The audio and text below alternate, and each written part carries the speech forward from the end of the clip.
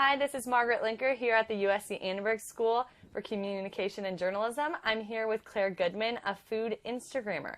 Claire, thank you so much for being here today. Yes, of course. Thank you for having me. Yeah, very nice to see you. So tell me why you wanted to start your food Instagram. I know you have your own feed, but you started this new Instagram account, Charmed by Food, kind of recently.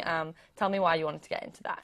Yeah, so I've only had it for a few months, but I wanted to get into it because I love food. I think I was kind of bombarding my own personal followers with the amount of food posts that I was doing. And I kind of wanted just a place where I could go and post my food and know that that was its sole purpose.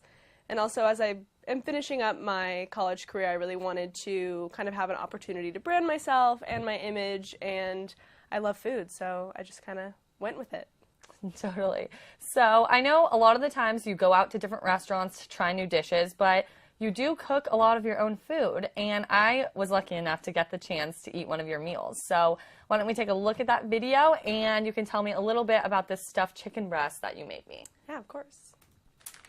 Oh, here we go. Okay, so we started with the chicken, and then you made this, you sauteed the spinach, right? Yeah, just salt and peppers, simple, just kind of sauteed it, and then you don't want it to wilt down too much because then it will just get watery and have that kind of briny finish. But then you just add some ricotta, and honestly, it makes probably one of my favorite combinations. Cheese and a vegetable. Doesn't really get much better than that. Yeah, and the chicken part, that part seemed a bit difficult to me, but the rest I think I can definitely replicate. Yeah, it's easier when you slice the chicken breast straight in half, but it makes it hard to keep them together. But if you're a little privy with a knife, you know how to slice them open, stuff it in there, and then just kind of add whatever you want, whatever flavors you like. It makes it kind of easy to do whatever you want. Yeah, well, I'm glad. That was very delicious, and we also had some tomatoes with that, right? What did you put on top of the chicken? Yeah, I'm a big fan of Whole Foods. I try not to go there very often because it gets me in trouble, but Whole paycheck, right? Yeah, whole paycheck. But they have a pre-marinated bar, and so I went and got some of their roasted garlic and tomatoes, just sauteed it up at home, and kind of makes a good cheat sauce in terms of still being pure and good for you, but, you know, saves you some time on a Monday night. Yes, I'm all about the time saving with the Trader Joe's meals and all of that. So I know you use your phone for editing, and a lot goes into this kind of behind the scenes of food Instagramming. So tell me about your process with that. Why don't we look at a video? I know I got to watch you do some editing, so why don't you tell me about your favorite apps and all of that. Let's get this queued up here. So I used to always use ViscoCam, but it's kind of started to give my pictures a grainy look, and I had a friend turn me on to the Foodie app. So it actually has filters catered towards what food item you're trying to filter. Oh my God. Yeah, so I usually don't follow their rules, but it does help sometimes. Kind of gives me that first idea of what I want to do. But it really just makes the colors pop and, you know, come up with a caption. Hashtagging is kind of, I hated doing it on my personal account, but in the foodie world, if you want other people to see your food, you kind of got to market yourself via hashtags and all that good stuff, because it gets your pictures out to a wider audience than your followers, and it helps you kind of create that ground base of more people seeing your photos, following your account, and you know, hopefully I'll get a K after my following. I'll get that 1K.